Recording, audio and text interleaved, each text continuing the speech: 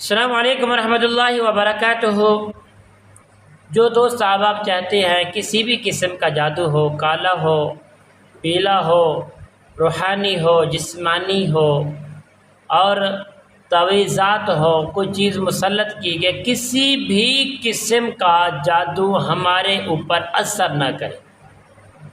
تو پیارے دوستو انشاءاللہ آپ کو جو عمل بتانے والا ہوں، جو آپ کو عمل دینے والا ہوں، انشاءاللہ اس عمل کی برکت سے جتنے بھی جادو ہیں، ہر قسم کا جادو انشاءاللہ زائل ہو جائے گا، ختم ہو جائے گا، راکھ ہو جائے گا، جل جائے گا، سڑ جائے گا، آپ کے اوپر اثر نہیں کرے گا۔ تو پیارے دوستو آپ نے کرنا کیا ہے؟ سب سے پہلے آپ نے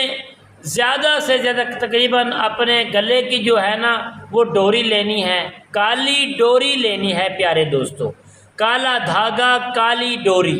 ٹھیک ہے، وہ لے کر کسی پاکیزہ جگہ کا انتخاب کرنا ہے جہاں پر آپ نے بیٹھ کر اس عمل کو علیحدگی کے اندر کرنا ہے۔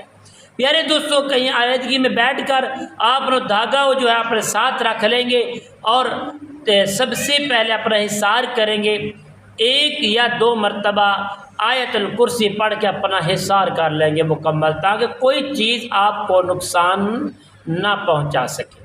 تو پیارے دوستو اس کے بعد آپ نے کرنا کیا ہے؟ اب بسم اللہ الرحمن الرحیم پڑھنا ہے، 3 مرتبہ درود ابراہیم کا دوسرا حصہ پڑھنا ہے، صرف دوسرا حصہ پڑھنا ہے۔ پیارے دوستو پڑھنے کے بعد آپ نے اس دھاگے کے اوپر سورہ کوثر شریف کو، سورہ کوثر شریف کو پیارے دوستو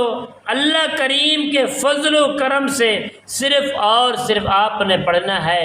41 مرتبہ، 41 مرتبہ پڑھ کے آپ نے گرہ لگانا ہے، ٹھیک ہے، دوسرے مرتبہ 41 مرتبہ پڑھ کے گرہ لگا، 9 گرہ لگانے ہیں آپ نے اس کے اوپر، دھاگے کے اوپر، اور 41 مرتبہ ہر گرہ پر آپ نے پڑھنا ہے اور گردے لگانے ہیں۔ تو انشاءاللہ جب یہ پورے 9 گردے لگ جائیں گے تو پیارے دوستو انشاءاللہ العزیز اللہ کریم کے فضل و کرم سے انشاءاللہ وہ جو ڈور ہے، وہ ڈوری ہے، جتنا لمبی آپ کریں گے آپ سے زیادہ بہتر ہے، کم پیش ناک تک وہ لٹکی رہے۔ تو پیارے دوستو وہ جو بھی جادو کے زد میں ہے، جس کے اوپر جنات کا اثرات ہے، تعویذات کا اثرات ہے، کچھ چیزوں کا اثرات ہے، خبیث جنات کا اثرات ہے، چھوٹے بڑے جنات کا اثرات ہے، تو انشاءاللہ کبھی بھی